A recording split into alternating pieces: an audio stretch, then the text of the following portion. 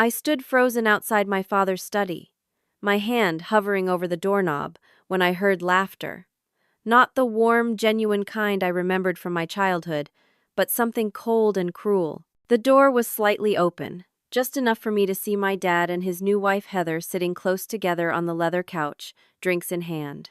My dad was laughing at something she said, and then I heard it clearly. Heather's voice, dripping with satisfaction, said, "I told you cutting off that spoiled daughter of yours was the right move.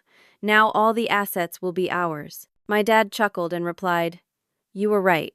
She needs to learn to survive without depending on us."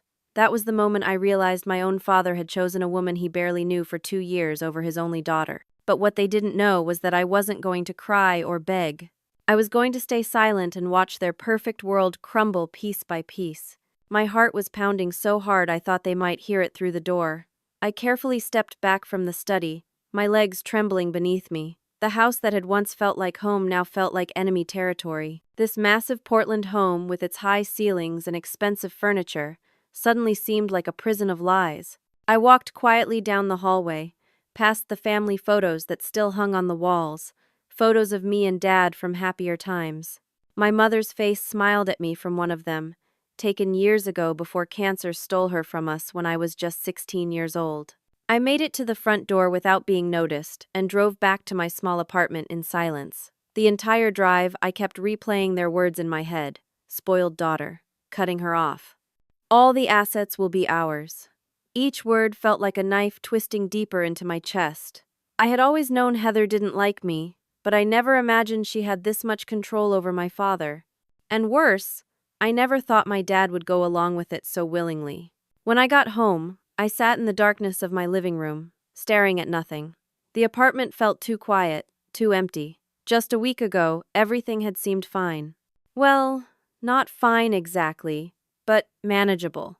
My relationship with Dad had been strained since he married Heather 6 months ago, but I thought we could work through it. I thought blood was thicker than whatever spell that woman had cast over him. I was wrong. Let me take you back a bit so you understand how I got here. My dad, Richard Thompson, and I used to be inseparable. After Mom died from breast cancer when I was 16, it was just the two of us against the world. Dad owned a small but successful construction company called Thompson Construction. He had built it from the ground up, working 18-hour days, missing holidays, sacrificing everything to give Mom and me a good life. After Mom passed, we grieved together. We healed together. He supported me through high school, helped me apply to colleges, and was so proud when I graduated with a degree in business administration from Portland State University. I got a job at a marketing firm downtown, and life was good. Dad and I had dinner together every Sunday. We talked about everything from his projects to my career goals. He helped me with rent, paid for my health insurance, and gave me a monthly allowance of $800 to help me pay off student loans and build savings. It wasn't about the money for me. It was about knowing he cared, that I still mattered to him. Then, 2 years ago, everything changed when he met Heather at a charity event. She was 35, 15 years younger than Dad, with blonde hair, a perfect smile, and a talent for saying exactly what people wanted to hear. At first, I tried to be happy for him. Dad deserved companionship after being alone for so long. I welcomed Heather into our lives, invited her to our Sunday dinners, and made genuine efforts to connect with her. But Heather had other plans. Slowly, almost imperceptibly at first, she started creating distance between Dad and me. It began with small comments. "Richard, your daughter is 28 years old. Don't you think it's time she learned to stand on her own feet?" Or, "You're such a generous father, but sometimes I worry you're enabling her instead of empowering her." These comments were always said with a sweet smile, as if she had Dad's best interests at heart. Dad started believing her. Our Sunday dinners became less frequent. First, every other week, then once a month, then barely at all. When I called, Heather would often answer his phone and say he was busy. When I texted, his replies became shorter and colder. The man who used to call me his princess now treated me like an inconvenient obligation. 6 months ago, they got married in a small ceremony. I wasn't involved in the planning. I wasn't asked to help choose flowers or venues. I received an invitation in the mail like any other guest. At the wedding, Heather made sure I was seated in the back, far from the family section. That should have been my first real warning. The final blow came last week. Dad called me into his office at the construction company. I thought maybe we were finally going to have a real conversation, maybe rebuild what we'd lost. Instead, Heather was sitting in the chair next to his desk, her legs crossed elegantly, a slight smirk on her perfectly made-up face. Dad didn't waste time. He looked uncomfortable but determined as he said, "Vivian, you're 28 years old now. It's time you learn to be completely independent. Heather and I have discussed this, and we've decided to stop the financial support we've been providing." I felt the blood drain from my face. "What do you mean?" "I mean no more help with rent. No more health insurance under my plan.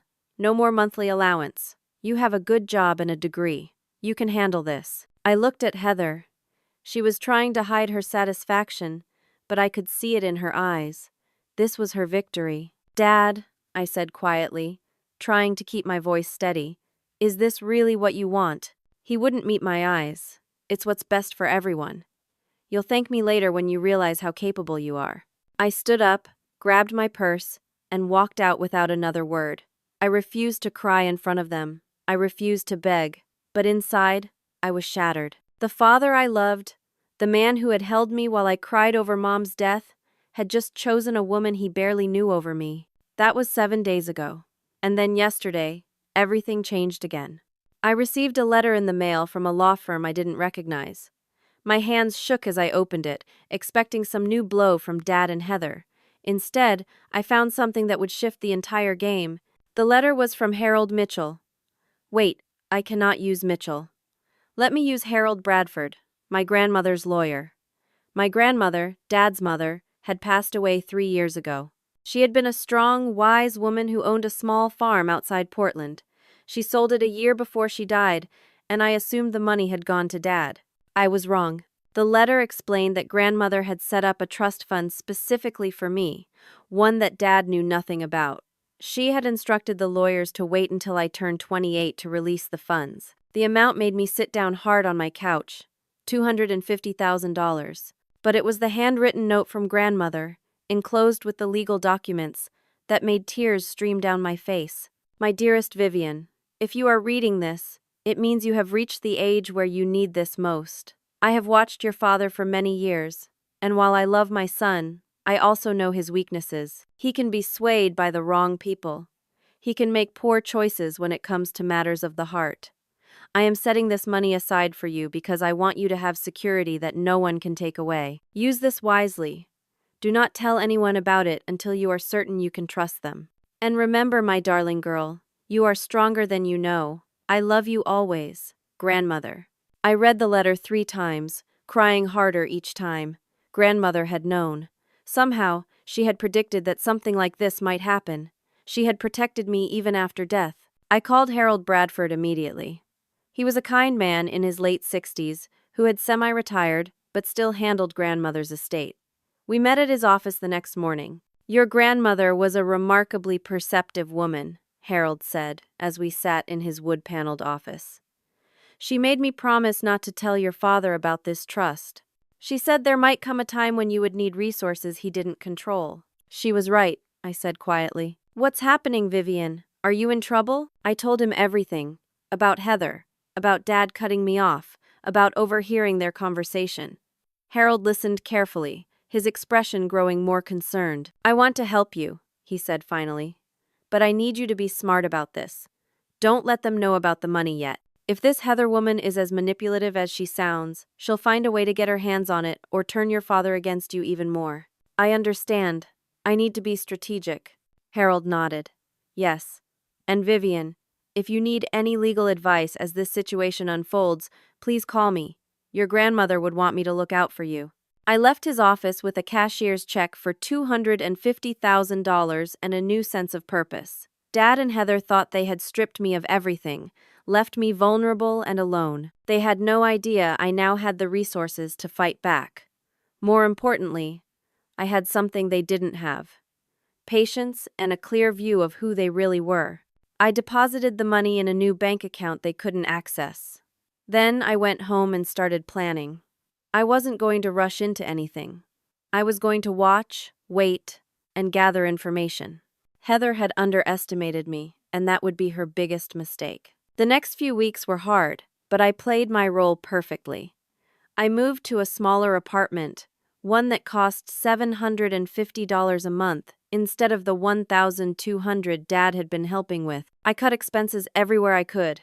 I cooked at home instead of eating out. I canceled subscriptions I didn't need. To anyone watching, I looked like I was struggling. Dad called once during this time. Just once. His voice was stiff and formal, like he was calling an acquaintance instead of his daughter. "Just checking to see how you're managing," he said. "I'm fine, Dad," I replied, keeping my voice neutral. "Thanks for asking." "Good. I knew you could handle it." That was it. No apology, no concern, just a checkbox he needed to mark on his conscience. Meanwhile, Heather was living her best life on social media.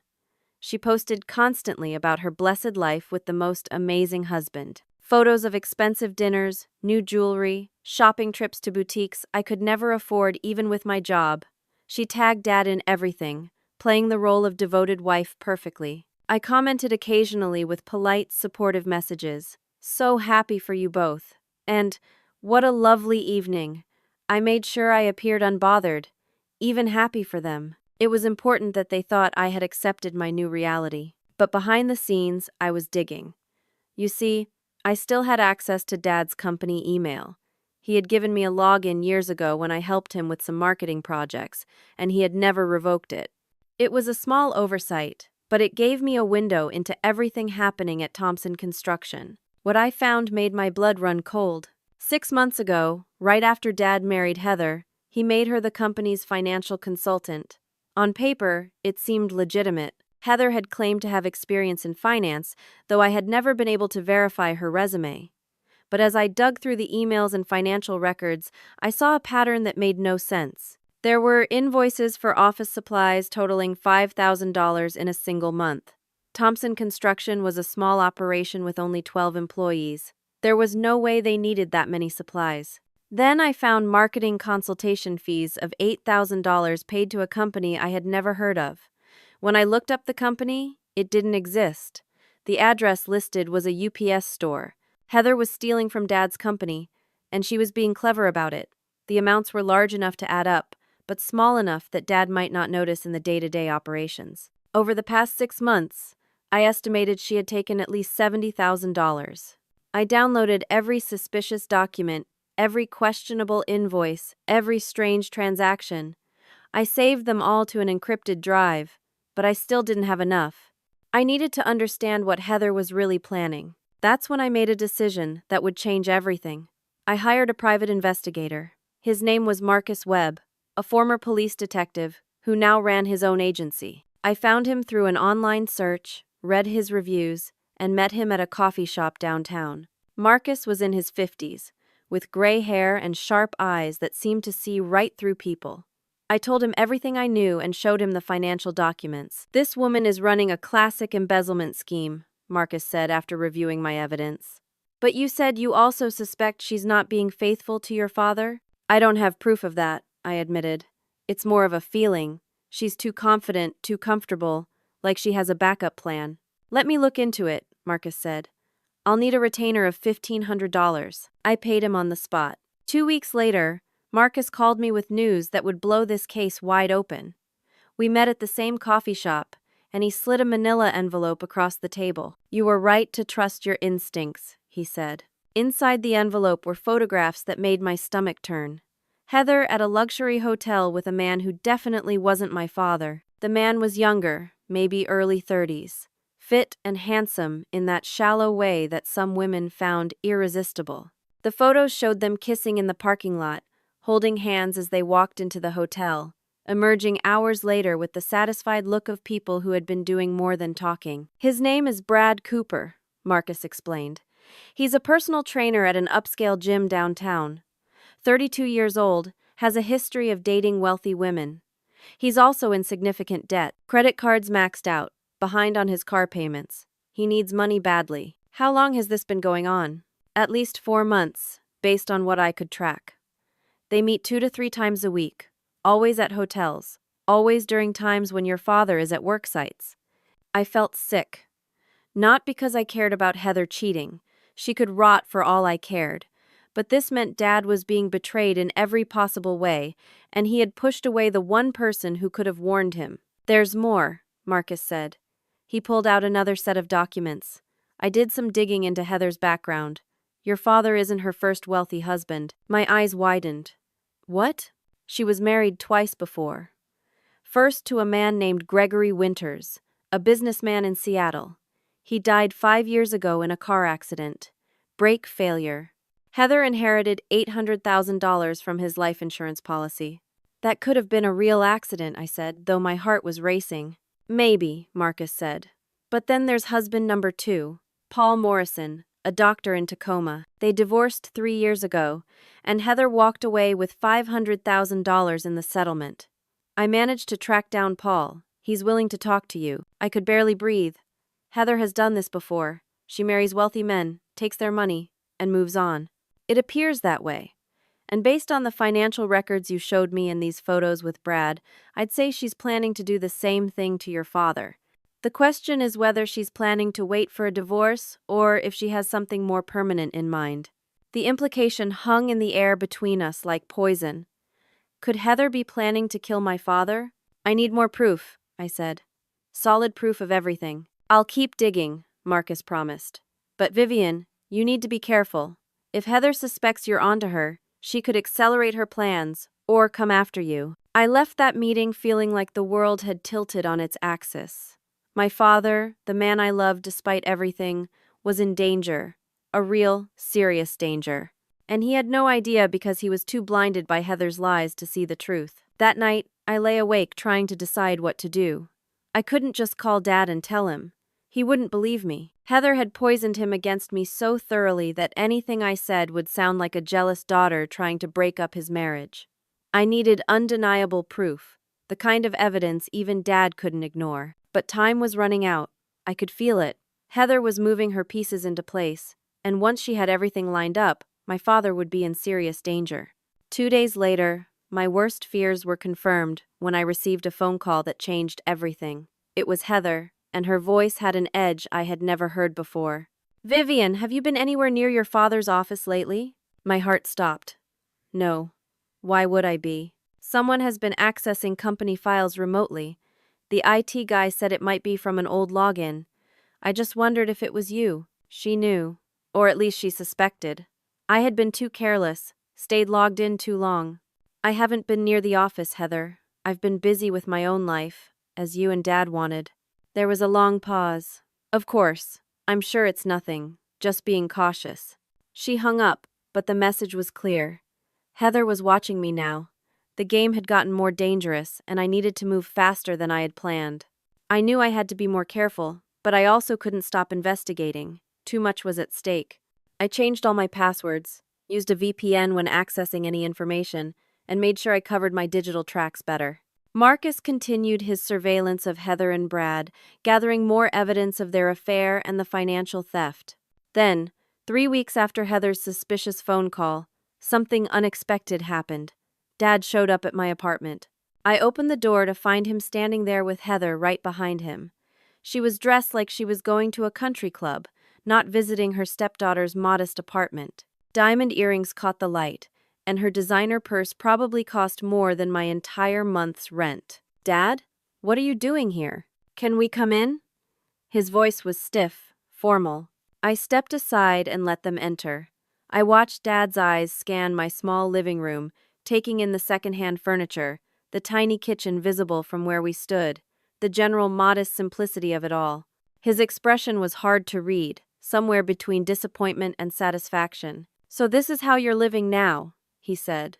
"It's what I can afford on my salary," I replied calmly. "It's fine." Heather walked around my living room like she was touring a museum of poverty. She ran her finger along my bookshelf, examined my small TV, and made a show of looking uncomfortable on my couch. Her whisper to Dad was loud enough for me to hear clearly. "See, Richard? I told you. She needs to learn these lessons." Dad nodded slowly. "Your stepmother was right. You needed to understand the value of money, of working for what you have." I wanted to scream at him. I wanted to tell him about grandmother's money, about Heather's theft, about Brad. but I held it all inside. This wasn't the right moment. Is there something specific you needed to talk about, Dad? He cleared his throat, looking uncomfortable. Actually, yes. I wanted to tell you in person. I've updated my will. My heart sank. Everything will go to Heather if something happens to me. The company, the house, all the assets. It's only fair. She's my wife, and you're a grown woman who needs to build her own life. Heather squeezed his hand, playing the supportive wife perfectly. Richard, you don't need to explain this to her right now. No, she should know. Vivian, this isn't about not loving you. It's about doing what's right for everyone. You understand, don't you? I looked at my father, really looked at him, and saw a stranger, the man who used to read me bedtime stories, who taught me to ride a bike, who held me while I cried at Mom's funeral, was gone. In his place was someone I didn't recognize, someone who had been twisted and manipulated into betraying his only child. I understand perfectly, Dad. They left shortly after, and I sat in my apartment, trying not to let the rage consume me. Heather had won again. She now had legal claim to everything Dad owned, and she had made sure I knew it. But what they didn't know was that I had recorded the entire conversation on my phone. It might not be admissible in court, but it showed Dad's state of mind, showed how completely Heather controlled him. I immediately called Harold Bradford, grandmother's lawyer. We met at his office the next morning. This is worse than I thought, Harold said after I explained about the new will. If your father dies now, Heather gets everything, and you have no legal claim to any of it. Can we fight it? It depends. If we can prove Heather used undue influence, fraud, or if she's guilty of financial crimes, then yes, we could challenge the will. But we'd need solid, irrefutable evidence. What about proof that she's stealing from his company? Harold leaned forward. That could work, but it would have to be documented meticulously. Bank statements, canceled checks, proof that the money went to her personal accounts. Do you have that? Not yet, but I'm working on it. Vivian, I need to be honest with you. If Heather is as dangerous as you suspect, if she has a history of this behavior, then your father might not have much time. These types of people don't wait around forever. Once they have all the pieces in place, they act. I know, I whispered. I'm terrified I'll be too late. Harold thought for a moment. There's something else you should know. If Heather has somehow coerced your father into changing his will, and if you can prove she's stolen from him or committed other crimes, the will itself could be invalidated. But you need concrete proof, and you need it soon. I left Harold's office more determined than ever. Marcus called me that afternoon with an update. I've been tracking Heather's financial accounts, he said. She has 3 separate bank accounts your father doesn't know about. The total amount in them is approximately $400,000. 400,000? Where did she get all that? Some of it came from her previous marriages. The rest has been systematically stolen from your father's company over the past 6 months, plus what looks like cash withdrawals from your father's personal accounts. She's been very careful about covering her tracks, but I found the pattern. Can we prove it? With a subpoena, yes, but we'd need to involve law enforcement for that. Not yet, I said. If we go to the police now, Heather will know. She'll disappear, or worse, she'll do something to Dad immediately. I need more time. But time was something I didn't have. 2 days later, my worst nightmare began to unfold. I got a call from my supervisor at work asking me to come in early for a meeting. When I arrived, I was escorted directly to HR. My supervisor and the HR director were both there, looking uncomfortable. Vivian, we need to discuss your performance, the HR director began. My performance has been excellent, I said, confused. I just finished the Morrison campaign ahead of schedule, and the client gave us glowing reviews. There have been concerns raised about your stability and professionalism. Concerns? By whom? They exchanged glances. We received a call from a family member expressing worries about your mental state and your ability to handle workplace stress. My blood went cold. What family member? We can't disclose that information. But given these concerns and some recent budget cuts we need to make, we've decided to let you go. You'll receive 2 weeks severance pay. We need you to clean out your desk today. I sat there in stunned silence. Heather had done this. She had called my work, pretended to be a concerned family member, and gotten me fired. She was systematically destroying my life, cutting off every support system I had. I cleaned out my desk in a daze. My coworkers watched with sympathy but said nothing. They probably thought I had done something wrong, that I deserved this somehow. As I was leaving the building, my phone buzzed with a text from an unknown number. It was a photo of me leaving work with my box of belongings, taken just moments ago. Below the photo was a message: "Stop digging, or it gets worse." Heather was threatening me directly now. She knew I was investigating her, and she was fighting back. But she had made one crucial mistake. By threatening me, by getting me fired, she had proven that she saw me as a threat, and that meant I was getting close to something she desperately wanted to hide. I sat in my car in the parking lot and called Marcus. "We need to move faster," I told him. "Heather just got me fired, and she's threatening me. I think she's getting ready to make her final move against my father." "I agree," Marcus said. "And I might have just found what we need. Can you meet me in 2 hours?"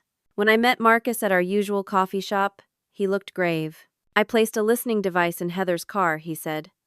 "Before you object, yes, it's legally questionable, but you need to hear this." He handed me headphones and pressed play on his phone. What I heard made my blood turn to ice. It was a conversation between Heather and Brad, recorded just that morning. Heather's voice: "Richard's life insurance policy is worth $2 million. Brad: "So what are you thinking?" Heather: "An accident. Something that looks natural. He's been stressed lately, works long hours at the construction sites. A heart attack wouldn't be suspicious. Or maybe a fall. He's on scaffolding and ladders all the time." Brad: "You're serious about this?" Heather: "Of course I'm serious. I've done this before, Brad. Gregory's brake failure wasn't an accident. I knew exactly what I was doing. Once Richard is gone, everything is mine. $2 million from insurance, plus the company, the house, all the investments. We're talking $5 million total, maybe more. Then we can disappear together, start fresh somewhere else." Brad: "What about his daughter?" Heather laughed, cold and cruel. "Vivian? She's already out of the picture. I made sure of that. She has nothing. No job now, no family support, no one who will believe her if she tries to cause trouble. I've isolated her completely. She's not a threat." The recording ended. I sat there shaking, unable to speak. "Vivian," Marcus said gently, "we need to go to the police right now. This is a credible threat against your father's life. She's admitting to murdering her first husband and planning to kill your father. Will they believe us?" The recording was obtained illegally. "Maybe not for a trial, but it's enough for them to open an investigation and provide protection for your father. We can't wait any longer." He was right. I had been so focused on gathering perfect evidence that I had almost forgotten the real goal: saving Dad's life. "Okay," I said. "Let's go to the police. But first, I need to try one more time to reach Dad. I need to warn him." I called Dad's cell phone. It rang and rang, then went to voicemail. I tried 3 more times. Nothing. I texted him: "Dad, please call me. It's urgent. You're in danger." 5 minutes later, I got a response, but it wasn't from Dad. It was from Heather, using his phone. "Your father is busy. Stop harassing him." She had complete control over him now. He didn't even have access to his own phone. Marcus drove me to the police station. We spent 3 hours there, explaining everything to a detective named Sarah Morgan. She listened carefully, took notes, and examined the evidence Marcus had gathered. "This is serious," Detective Morgan said. "The recording alone isn't enough for an arrest, but combined with the financial evidence and the pattern with her previous husbands, we have grounds for an investigation. I'm going to assign officers to watch both Richard and Heather. We'll also bring in a forensics accountant to examine the company records." "How long will that take?" I asked desperately. "These things move slowly, I'm afraid, but we'll move as fast as we can. In the meantime, you should stay away from both Heather and your father. If she's as dangerous as we think, she might target you too." I left the police station feeling helpless. Yes, they were investigating, but investigations took time. Heather could act at any moment, and Dad would be dead before the police could build their case. That night, I couldn't sleep. I kept imagining worst-case scenarios. Dad falling from scaffolding, Dad having a staged heart attack, Dad's brakes failing just like Gregory's had. I had to find another way to stop Heather, something that would work faster than the police investigation. And then, at 3 in the morning, an idea came to me. It was risky, maybe even dangerous, but it might be the only way to save Dad's life. I would need help. And I knew exactly who to ask. The next morning, I did something that would either save my father or destroy whatever fragile plan I had left. I decided to track down Paul Morrison, Heather's second husband, the one who had divorced her 3 years ago, the one who had survived her schemes. Marcus had given me Paul's contact information. He lived in Tacoma, about 2.5 hours north of Portland. I called him and explained who I was and why I needed to talk. To my surprise, he agreed to meet me that same day. We met at a quiet restaurant in Tacoma. Paul was 48 years old, a doctor with kind eyes and an air of sadness about him. He looked tired, like someone who had been through a war and barely made it out alive. "Thank you for meeting me," I said as we sat down. "When you told me Heather had married again, I knew I had to help if I could." He paused. "Is your father in danger?" "I think he's going to kill him." Paul closed his eyes briefly. "I'm not surprised. I suspected she killed her first husband, Gregory. I could never prove it, but too many things didn't add up about that accident. Tell me what happened with you and Heather." Paul took a deep breath and began his story. "I met Heather 4 years ago at a medical conference. She was beautiful, charming, seemed genuinely interested in my work. We got married 6 months later. I thought I had found someone special. When did things change? Almost immediately after the wedding, she wanted control of our finances, said she was good with money management. I was busy with my practice, so I agreed. Big mistake. Within a year, she had access to all my accounts. Then I started noticing strange withdrawals, missing money. When I asked her about it, she had explanations that sounded reasonable, but something felt off. Did you confront her? I hired an accountant to review everything. He found that Heather had stolen nearly $300,000 from me.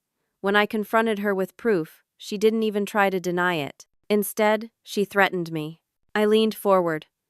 "Threatened you how?" She said she had fabricated medical records that made it look like I had been giving patients unnecessary treatments to bill their insurance for more money. She said if I didn't give her a generous divorce settlement and stay quiet, she would go to the medical board and the police. She would destroy my career and possibly get me arrested for insurance fraud. That's horrible. I paid her $500,000 to go away and sign a non-disclosure agreement.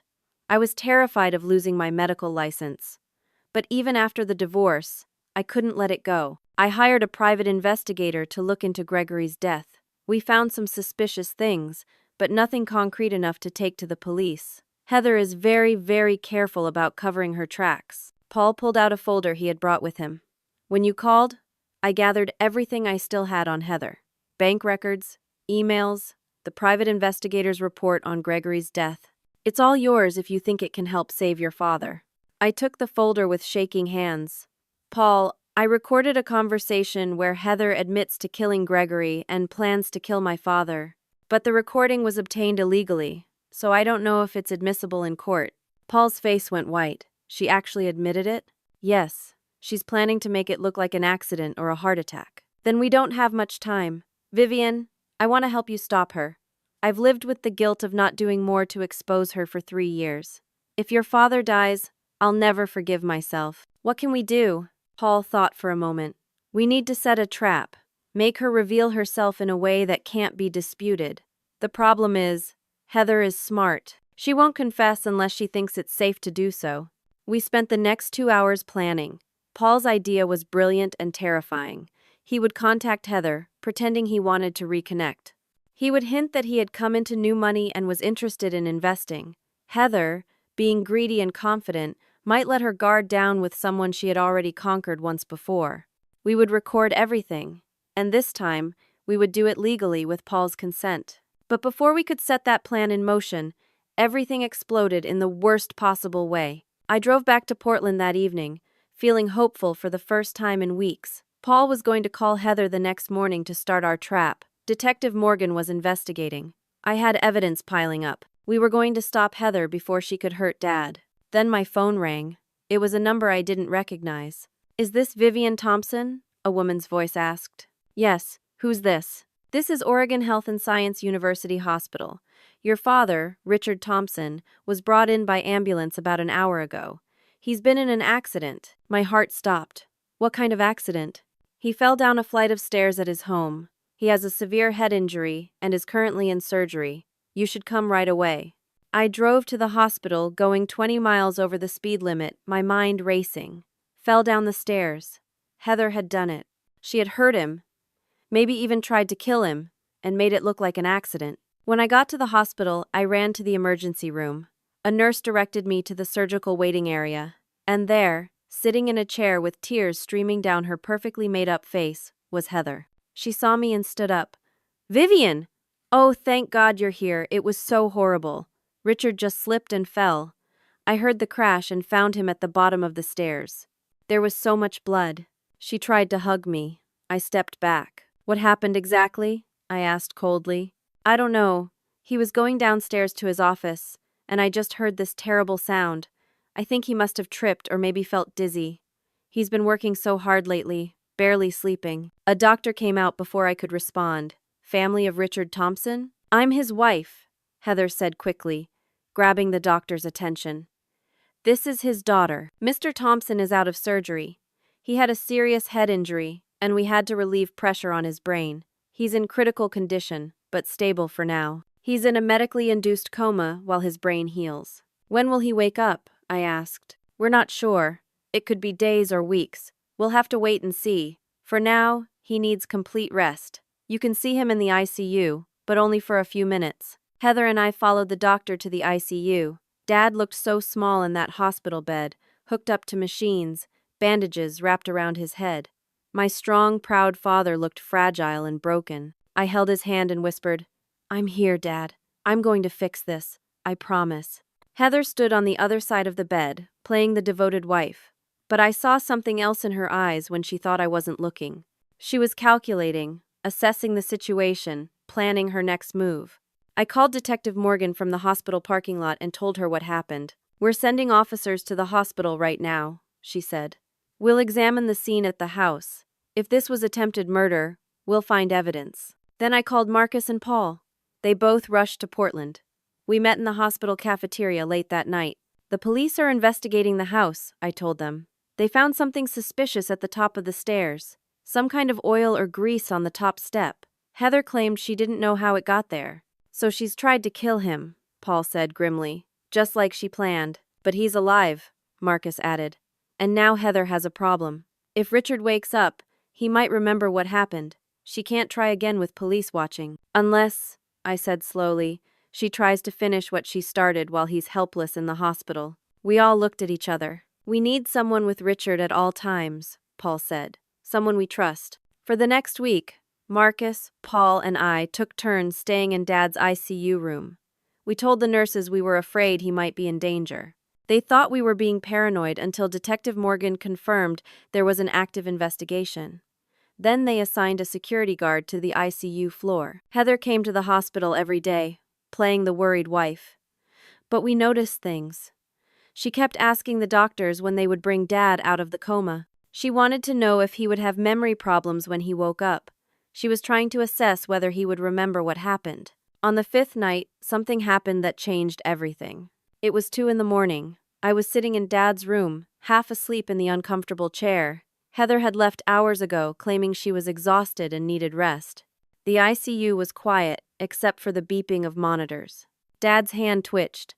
I sat up, fully alert. His eyes were moving beneath his closed lids. I pressed the call button for the nurse.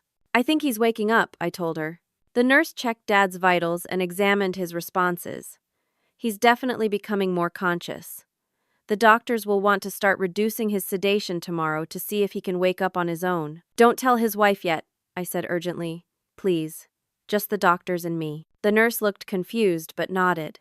"If that's what you want." The next morning, the doctors began the process of bringing Dad out of his coma. I stayed by his side the entire time, holding his hand, talking to him, willing him to wake up. Heather arrived at 11 o'clock, dressed impeccably as always. She breezed into the room with coffee and a smile that didn't reach her eyes. "Any changes?" she asked. "No," I lied. "Still the same." She sat down across from the bed, sipping her coffee, scrolling through her phone, playing the waiting game. What she didn't know was that Dad's sedation had been reduced. He was close to consciousness now. The doctors said he might wake up within hours. At 2:30 in the afternoon, Heather's phone rang. She glanced at the screen and stood up quickly. "I need to take this," she said, stepping into the hallway. I followed quietly, staying out of sight. She walked to a quiet corner near the elevators, and I could hear her conversation. Brad, I told you not to call me here. I don't know. He's still in a coma. If he wakes up and remembers. No, I can't do anything more while there are people around all the time. We need to wait. If he dies naturally, fine. But I can't risk another attempt. Just be patient. Either he dies or he wakes up with memory problems. Either way, we'll be fine. I recorded the entire conversation on my phone. This time, it was in a public space where Heather had no expectation of privacy, legal and admissible. I went back to Dad's room and texted Detective Morgan. Come to the hospital now. Bring backup. It's happening. An hour later, something miraculous occurred. Dad's eyes fluttered open. Dad? I leaned close. Dad, can you hear me? His eyes focused on my face. He tried to speak, but his throat was too dry from the breathing tube they had removed that morning. I gave him ice chips, and slowly, he managed a whisper. Vivian, I'm here. You're safe. You're in the hospital. You fell down the stairs. His eyes filled with fear. Heather. I remember. What do you remember, Dad? She was behind me. She pushed me. I felt her hands on my back. I tried to grab the railing, but my hand slipped on something. Oil. She put oil on the railing. He started crying. I'm so sorry. You were right about everything. I was such a fool. Shh. It's okay. You're alive. That's what matters. Dad, Detective Morgan is here. Can you tell her what you just told me? Dad nodded weakly. I stepped out and got Detective Morgan, who had just arrived with 2 other officers. Dad repeated his story to the detective, slowly but clearly. Heather had been behind him on the stairs. She had pushed him while his hands were on a railing she had deliberately coated with oil. It was premeditated, attempted murder. Where is Mrs. Thompson now? Detective Morgan asked. She stepped out to take a phone call, I said. I recorded the conversation. She was talking to her boyfriend about waiting for Dad to die. I played the recording for the detective. Her expression hardened. That's enough for an arrest. Officers, find Heather Thompson and take her into custody. But before they could move, Heather walked back into the room. She froze when she saw Dad awake, his eyes open and looking directly at her. Richard, she said, trying to sound relieved. Oh, thank God you're awake. I was so worried. Get away from me, Dad said, his voice weak but filled with disgust. Heather's perfect mask cracked. Richard, what's wrong? You don't understand. You're confused from the coma. Heather Thompson, Detective Morgan said, stepping forward with the 2 officers. You're under arrest for attempted murder, fraud, and conspiracy to commit murder. You have the right to remain silent. Heather's face went through a series of changes. Shock, anger, calculation, and finally, cold hatred. She looked at me with pure venom. You did this. You couldn't just let it go, could you? You had to destroy everything. I saved my father's life, I said calmly. You destroyed yourself. They handcuffed her and led her away. She screamed threats and accusations the entire way down the hallway. Her careful persona completely shattered. The officers also arrested Brad Cooper that day. They found evidence that he had helped Heather steal from Dad's company and had known about her plans to kill Dad. Paul came to the hospital that evening. He looked relieved and exhausted. It's over, he said. She can't hurt anyone else now. Thank you for helping me, I told him. I couldn't have done this without you. We stopped her together. That's what matters. Over the next few days, the full scope of Heather's crimes came to light. Detective Morgan's investigation revealed everything. The embezzlement from Dad's company totaling nearly $100,000. The insurance fraud with Gregory's death, which was reopened as a murder case. The systematic manipulation and theft from Paul. Multiple counts of fraud, attempted murder, and conspiracy.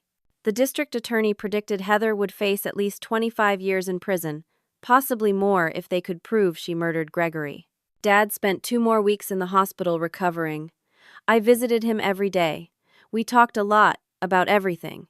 About Mom, about how he met Heather, about how he pushed me away. I don't know how it happened, he said one afternoon. She just got into my head. Everything she said made sense at the time. She made me believe you were the problem, that I was helping you by cutting you off. It's called manipulation, Dad. She's a professional con artist. You're not the first person she fooled, and if we hadn't stopped her, you wouldn't have been the last. Can you ever forgive me? He asked, tears in his eyes. I thought about it carefully. I don't know yet, Dad. You hurt me deeply. You chose a stranger over me. You laughed while she destroyed my life. That's going to take time to heal. I understand. I'll spend the rest of my life making it up to you, if you'll let me. We'll see. For now, let's just focus on you getting better. The trial took place 4 months later. Heather's lawyers tried every trick they could think of, but the evidence was overwhelming. The recordings, the financial documents, the testimony from Paul, the forensic evidence from the stairs, and most damning of all, Dad's testimony about her pushing him. The jury took less than 3 hours to find her guilty on all counts. Heather was sentenced to 25 years for attempted murder and fraud. But then the prosecutors in Seattle reopened Gregory Winter's case. New forensic analysis of his car's brake system found evidence of tampering that matched Heather's mechanical knowledge from her past. She had taken auto shop classes in high school, something she had conveniently left off her resume. The Seattle prosecutors charged her with first-degree murder. That trial took another 6 months, but she was convicted there too. An additional 15 years, to be served consecutively. Heather would be in prison for at least 40 years. She would be 75 years old before she was eligible for parole. Brad Cooper was sentenced to 10 years as an accomplice to fraud and conspiracy. His testimony against Heather helped reduce his sentence, but he still faced serious time. Paul Morrison attended both trials, sitting in the gallery every day. After the final sentencing, we went out to dinner to celebrate. I can finally move on now, Paul said. Knowing she'll pay for what she did to Gregory, to me, to your father, to everyone she hurt, it brings closure. Thank you again, I said. You risked a lot to help us. You risked more. You saved your father's life. That took real courage. As for Dad and me, healing our relationship was a slow process. He spent 2 months recovering physically from his injuries. The head trauma left him with some memory problems and occasional headaches, but overall, he was lucky to be alive. He immediately revoked the will that left everything to Heather and created a new one with my help and Harold Bradford's legal guidance. He wanted to leave everything to me, but I told him I had a better idea. Split it, I suggested. Half to me, and half to a foundation in Mom's name that helps young women who've lost a parent to cancer. Mom would have liked that. Dad's eyes filled with tears. She would have loved that. You're so much like her, you know. Strong, compassionate, wise beyond your years. I had a good teacher, I said softly. We also restructured Thompson Construction. I came on as a partner, using the $250,000 from grandmother's trust to invest in new equipment and technology. The company grew stronger than ever. Dad taught me the business from the ground up, and we worked side by side 6 days a week. On Sundays, we had dinner together, just like we used to. Sometimes we talked about Heather and what happened. More often, we talked about the future, about plans for the company, about life. 6 months after Heather's final conviction, I met someone. His name was Daniel Wright, and he was a civil engineer who worked with one of our contractors. He was 30 years old, honest, kind, and had no interest in money or status. He liked me for who I was, not what I had. Dad approved. He's good for you. He makes you smile again. Daniel knew the whole story about Heather. I was honest with him from the start, because I needed to know he could handle my baggage. He listened without judgment and said, "You survived something terrible and came out stronger. That's not baggage. That's strength." A year after Heather's arrest, we held a memorial service for Gregory Winters at his grave in Seattle. His sister attended, tearful and grateful that her brother's death was finally acknowledged as murder, not an accident. Paul was there. Dad was there. Detective Morgan came to pay her respects. We placed flowers and stood in silence, honoring a man who deserved justice and finally received it. Life moved forward. The company thrived. Dad and I grew closer, though our relationship would never be exactly what it was before Heather. That was okay. We were building something new, something maybe even stronger, because it was built on honesty and hard work, not just the easy love between a father and daughter who had never been tested. I learned things about myself during that terrible time. I learned I was braver than I thought. I learned that patience and strategy could be more powerful than confrontation. I learned that sometimes staying silent and watching is the best revenge. I learned that justice might come slowly, but it does come if you're willing to fight for it. I also learned about forgiveness, not the easy kind, where you just forget what happened and move on, but the hard kind, where you acknowledge the hurt, work through it, and consciously decide to give someone another chance. Dad and I went to family therapy together for a year. We talked through everything with a professional, helping us navigate the pain and betrayal. It wasn't perfect. There were days I was angry with him all over again. Days when he would say something that reminded me of how he chose Heather over me, and I would have to leave the room to calm down. But there were also days of progress, of genuine connection, of building trust brick by brick. Grandmother's trust fund changed my life in ways she probably never imagined. It wasn't just the money, though that certainly helped. It was knowing that someone believed in me enough to protect me, even after death. It was the security of having resources that no one could take away. It was the freedom to make choices based on what was right, not what I could afford. I used some of the money to pay off my student loans completely.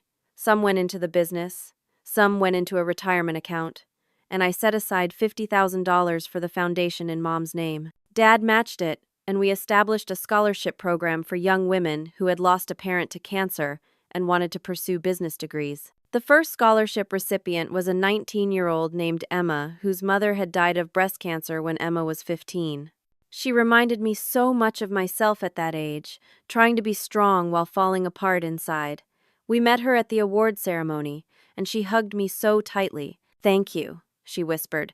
"You have no idea what this means." But I did know. I knew exactly what it meant to be seen, to be supported, to know someone believed in you when you felt most alone. Paul Morrison became a good friend.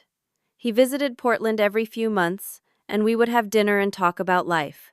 He eventually started dating again, someone he met through his work at the hospital. A kind nurse named Grace who made him laugh and forget about the darkness in his past. "I think I'm ready to trust again," he told me over coffee one afternoon.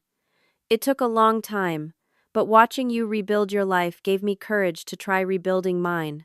"That's wonderful, Paul. You deserve happiness." "So do you, Vivian. I see the way Daniel looks at you. That's something real." He was right. Daniel proposed to me on a rainy Sunday evening in Portland, standing in the middle of a bridge overlooking the river. It was perfect and simple, just like him. "I know you've been hurt," he said. "I know you have reasons to be careful with trust, but I love you, Vivian Thompson. Not your money, not your story, not your strength. Though I admire all of that, I love you for who you are right now, in this moment, with all your scars and all your beauty. Will you marry me?" I said yes. Dad cried when we told him, happy tears this time. We planned a small wedding for the following spring. Nothing elaborate, just family and close friends.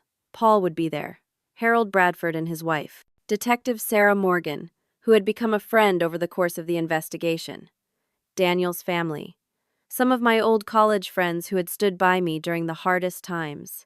And Dad would walk me down the aisle, not because tradition demanded it, but because we had earned that moment together through hard work and forgiveness and love. 2 years after Heather's arrest, I visited her in prison. I don't know why I felt I needed to. Maybe for closure. Maybe to see with my own eyes that she couldn't hurt anyone anymore. Maybe just to prove to myself that I had truly moved past it all. She looked different without the designer clothes and perfect makeup. Older, harder. Prison had not been kind to her. We sat across from each other in the visiting room, separated by a table and a lifetime of bad choices she had made. "Why did you come?" she asked, her voice flat. "I wanted to see you," I said honestly. "I wanted to understand why you did what you did." She laughed bitterly.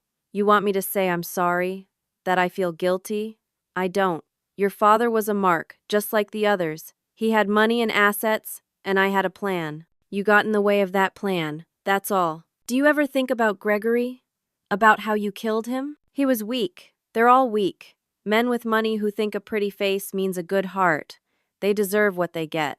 I looked at her and felt nothing. No anger, no hatred, not even pity. She was empty inside, a shell of a person who had never learned to connect with others in any genuine way. She would die in prison alone and unloved, and that was justice enough. "I hope you find peace someday, Heather. I really do. Don't pretend you care about me. I don't. But I care about who I am. And who I am is someone who can look at the person who tried to destroy my family and feel nothing but relief that you failed. Goodbye, Heather. I won't be coming back. I walked out of that prison and into the sunshine, feeling lighter than I had in years. That chapter was closed. Heather was my past, not my future. My future was waiting at home. Daniel had moved in with me, and we were house hunting for something bigger. Dad had found a new place too, a smaller house that felt more like home than the mansion he had shared with Heather. We had Sunday dinners there now, and I was teaching him how to cook some of Mom's old recipes. Life was good.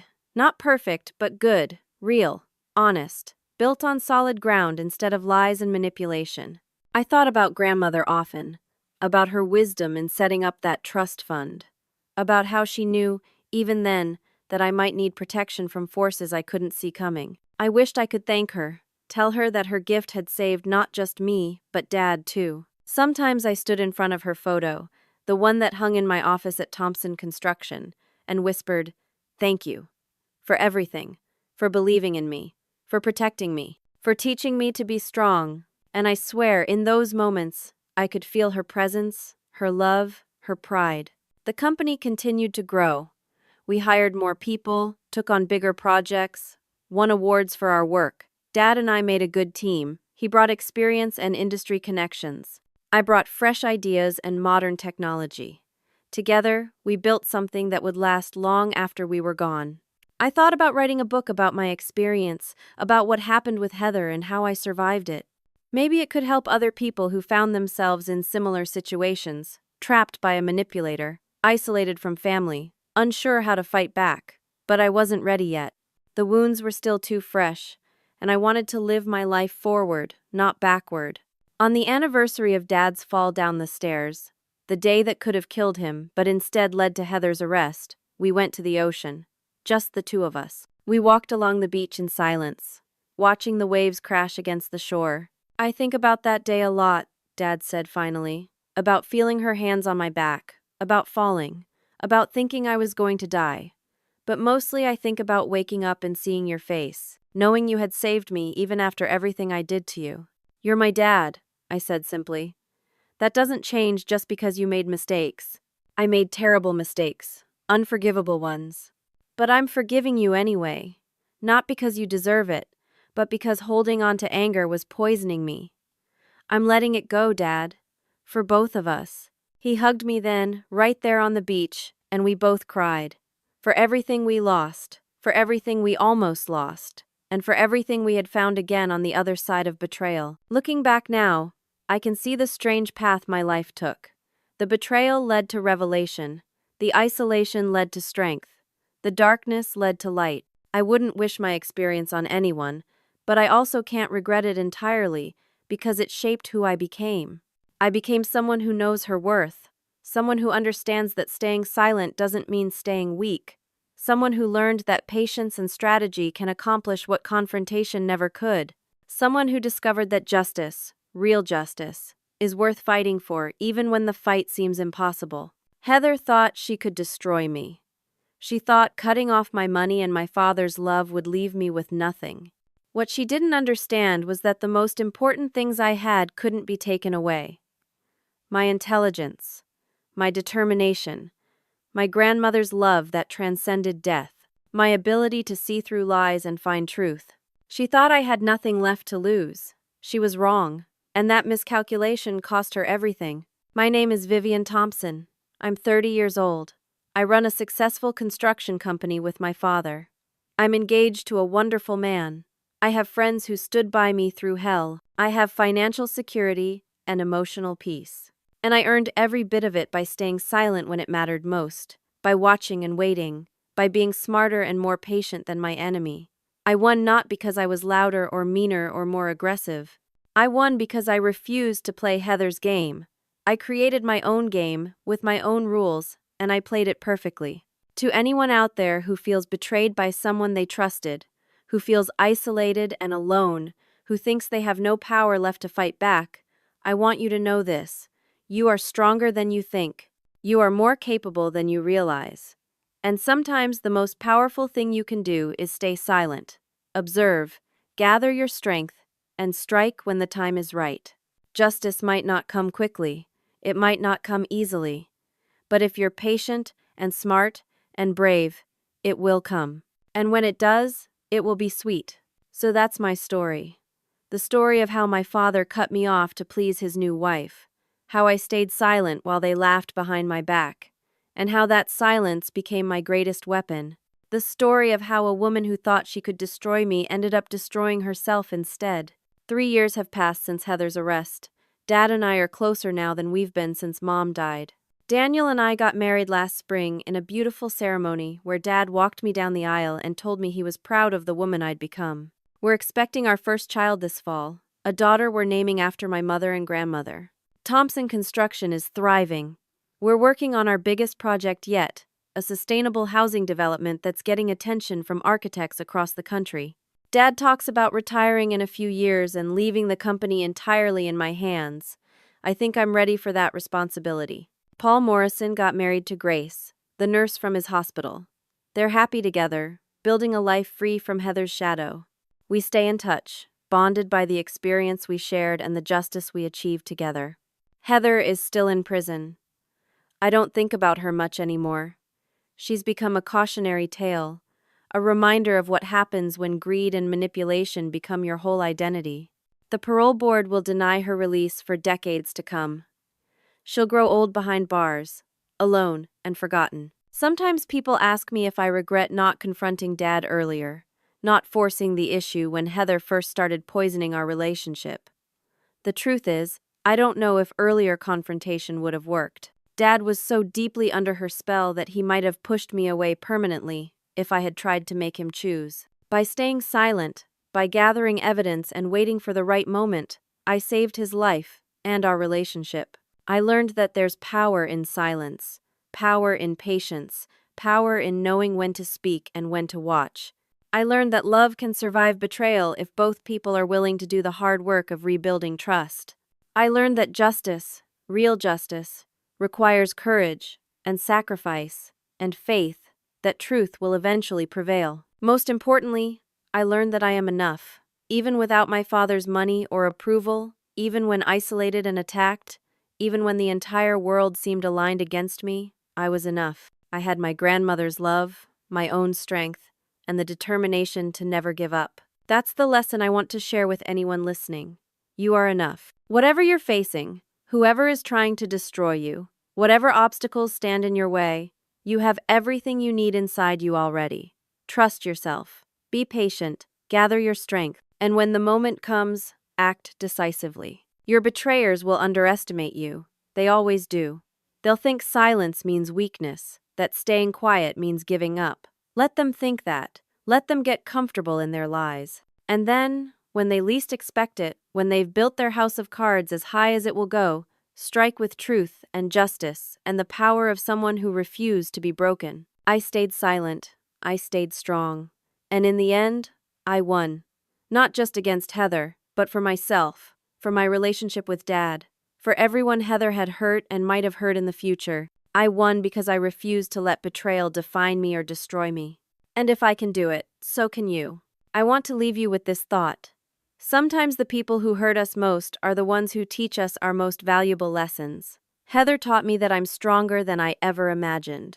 Dad taught me that forgiveness is possible even after the deepest wounds.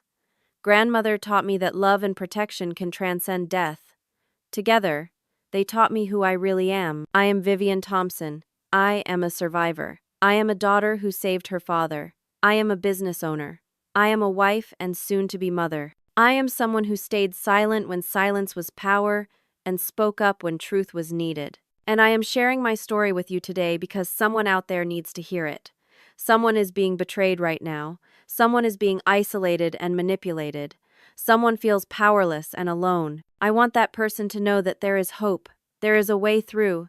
There is justice waiting on the other side of patience and courage. Stay strong. Stay silent when you need to. Gather your evidence. Build your case. And when the time is right, fight back with everything you have. Because you are worth fighting for. Your truth is worth defending. And your betrayers will not win. Thank you for listening to my story. Now I want to hear from you. Have you ever been betrayed by someone you trusted completely? How did you handle it? Did you confront them immediately, or did you wait and gather your strength like I did? Drop your thoughts in the comments below. Your story might help someone else who's going through something similar right now. And if this story resonated with you, if it gave you hope or strength or just reminded you that you're not alone, please hit that like button. Share this video with someone who needs to hear it. Subscribe to the channel so you don't miss future stories of survival, justice, and triumph over betrayal. Remember, staying silent doesn't mean staying weak. Sometimes it means being smart enough to know when to watch, when to listen, and when to strike. Trust yourself, believe in your strength, and never, ever let anyone convince you that you're powerless. Thank you for being here, thank you for listening, and remember, justice might not come quickly, but it will come. Stay strong, stay patient, and most of all, stay true to yourself. Until next time, take care of yourselves and each other. You are enough, you are strong, and you are never as alone as you think you are.